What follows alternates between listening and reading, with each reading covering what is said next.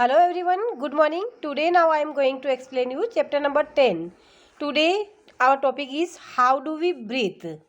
Already हम पढ़ चुके हैं ब्रीथिंग क्या होती है, ब्रीथिंग किस तरह से होती है. अब हाउ डू वी ब्रीथ, हम ब्रीथ कैसे करते हैं.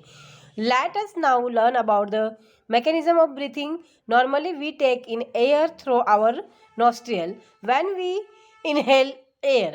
जब हम एयर इनहेल करते हैं तो हम नॉर्मली हमारे नोज के थ्रू हम जो नोज में जो छेद होते हैं उसके थ्रू हम एयर अंदर लेते हैं. It passes through our nostrils into the nasal cavity. यह यहाँ से होते हुए नेजल कैविटी में होती है. ये मैं आपको आगे डायग्राम से वापस आपको समझाऊंगी, एक बार छोटी कर समझ लीजिए. From the nasal cavity the air reaches our lungs. Nasal cavity से होते हुए लंग्स में एयर जाती है थ्रू द वाइंड पाइप के through. Lungs are present in the chest cavity. जो दोनों लंग्स होते हैं हमारे वो चेस्ट कैविटी के अंदर होते हैं. The cavity is surrounded by the ribs on the sides. जो हमारी पूरी कैविटी होती है वो रिब्स से सराउंडेड होती है. रिब्स जो आगे पिक्चर के थ्रू मैं आपको दिखाऊंगी अभी. A large muscular seat called diaphragm. और जो नीचे लार्ज मस्कुलर सीट होती है उसको हम डायाफ्राम्स बोलते हैं, जो पूरे वहाँ का फ्लोर तैयार करती है. Forms the floor of the chest cavity का फ्लोर तैयार करती है. Breathing involves the movement of the diaphragm and rib cage. Breathing के टाइम मूवमेंट होता है रिब केज का और डायाफ्राम, उसकी वजह से ब्रीथिंग होती है. During inhalation the ribs move up and outward and diaphragm moves down. Breathing के दौरान जब हम एयर इनहेल करते हैं, इनहेलेशन के दौरान क्या होता है, हमारी जो रिब्स होती है दोनों वो ऊपर की तरफ और थोड़ा आउटवर्ड की तरफ फैल जाती है, जिससे क्या होता है लंग्स को जगह ज़्यादा मिल पाती है और वो फैल पाता है. और डायाफ्राम क्या करता है नीचे डाउनवर्ड की तरफ, तो नीचे होता है तो लंग्स वहाँ पे भी चेस्ट कैविटी की जो एरिया है वो बढ़ जाता है. The movement increase space in our chest cavity and air rushes into the lungs. अब क्या होता है कि ये सब इस तरह से मूवमेंट होने की वजह से डायाफ्राम डाउनवर्ड जाता है, रिब केज अप साइड होते हैं, थोड़ा आउटवर्ड होने से क्या हुआ हमारा सीना फैल जाता है, हमारी जो चेस्ट कैविटी वो फैल जाती है. तो यहाँ पे जगह ज़्यादा होने से हम एयर को अंदर ले पाते हैं, लंग्स के अंदर एयर तुरंत चली जाती है. The lungs get filled with air during exhalation. During exhalation, ribs move down and inward. और exhalation के दौरान क्या होता है, जो हमारे रिब्स होते हैं वो क्या होते हैं डाउनवर्ड की तरफ मूव करते हैं और इनवर्ड हो जाते हैं, अंदर की तरफ चले जाते हैं. उससे क्या होता है लंग्स पे दबाव आ जाता है. वाइल डायाफ्राम मूव्स अप, और डायाफ्राम ऊपर की तरफ आ जाता है, वो फ्लोर पे जो डायग्राम होता है इट्स फॉर्मर पोजीशन, जो पहले पोजीशन थी उसमें आ जाता है. तो क्या होता है, तो वहाँ पे वापस जैसा नॉर्मल था वैसा हो जाने की वजह से वहाँ पे जो पहले एरिया बढ़ गया था, क्षेत्रफल वहाँ पे बढ़ गया था, वो वापस नॉर्मल हो जाता है. This reduce the size.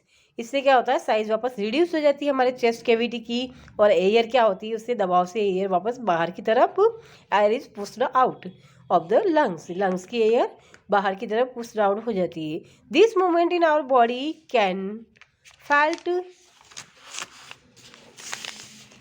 Easily. इस मूवमेंट को हम आसानी से समझ सकते हैं कि हमारे चेस्ट के ऊपर आप हाथ रखेंगे तो आप समझ सकते हैं कि हमारा चेस्ट कैविटी फैल रही है, सिकुड़ रही है. वहाँ पे एब्डोमन के ऊपर हम हाथ रखेंगे तो हमको पता चल जाएगा. Keep your palm on abdomen, movement of the abdomen, what do you feel, क्या फाइंड करते हो, तो आप समझ सकते हो. जब हम एयर अंदर लेते हैं तो हमारा एब्डोमन बाहर की तरफ फूल जाता है और पाम पे महसूस होता है पाम ऊपर उठता है. और जब हम एयर जैसे बाहर जाती है तो हमारा पाम नीचे की तरफ अंदर ऑटोमेटिकली जाता है. तो हम समझ सकते हैं कि हमारी मतलब हम इनहेल जो एयर किया था उसको हम एक्सेल कर रहे हैं, वापस बाहर निकाल रहे हैं उस टाइम, तो हमारी चेस्ट कैविटी का एरिया कम हो जाता है. After having learn the duration breathing there are changes in the size of the chest cavity. Children got involved in the chest expansion competitions. अब यहाँ पे क्या है, ये हमने समझ लिया कि एक्सपांसन और कॉन्स्ट्रिक्ट होता है हमारी बॉडी का जो एब्डोमन है. जब हम इनहेल करते हैं तो एक्सपांसन होता है. तो आप ये एक्सपांसन अपने मतलब फील करके फिर आप इससे कोई भी कंपटीशन में पार्ट ले सकते हैं. 3-4 जने इकट्ठे होके एक तरह से कि कौन ज़्यादा फुलाता है बॉडी को, कौन कम. Everyone was boasting that she or he could expand it the maximum. How about doing this activity in the class with your classmates. आप ये एक्टिविटी अपने क्लासमेट्स के साथ कर सकते हैं। इस तरह से आप अब ये पूरा मैं आपको पूरा पिक्चर के थ्रू आपको समझा रही हूँ पूरा। जैसे यहाँ पे है नेजल पैसेज, ये यहाँ जो नोस्ट्रियल है, दोनों नोस्ट्रियल से नेजल पैसेज में एयर होते हुए हमारी इस ऑरल कैविटी जो लिखा है यहाँ पे नीचे, तो यहाँ कैविटी में जाती है।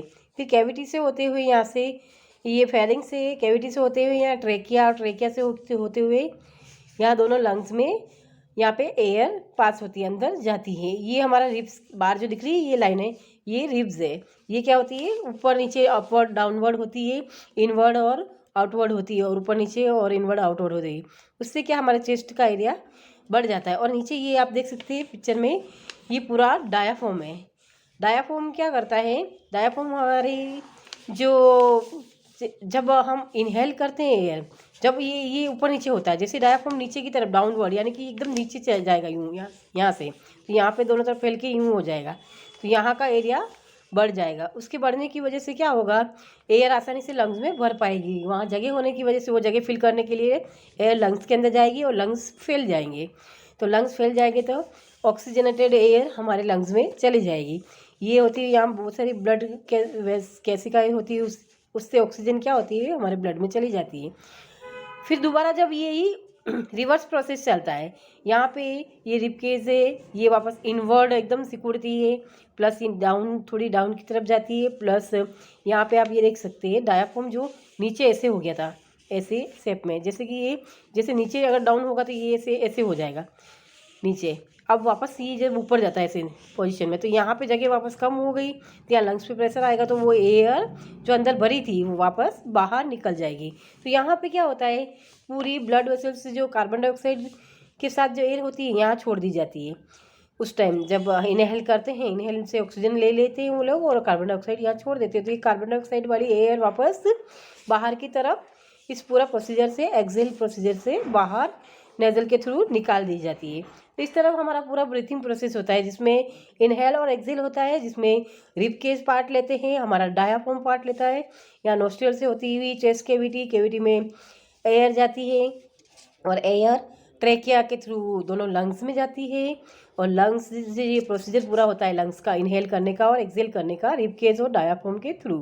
तो इस तरह से ये पूरा प्रोसीजर हमारा श्वसन क्रिया, जिसको बोलते हैं हिंदी में श्वसन, ब्रीथिंग में ये पूरा प्रोसीजर होता है। इस तरह से हम ब्रीथ करते हैं डेली। तो आप ब्रीथिंग समझ गए हैं। अब ब्रीथिंग कम ज़्यादा या ऑब्जर्वेशन करने के लिए यहाँ 2 एक्टिविटी दी है अगली, जो एक्टिविटी मैं आपको अपने नेक्स्ट लेक्चर में समझाऊंगी। आज के लिए इतना ही। Have a nice day, good bye.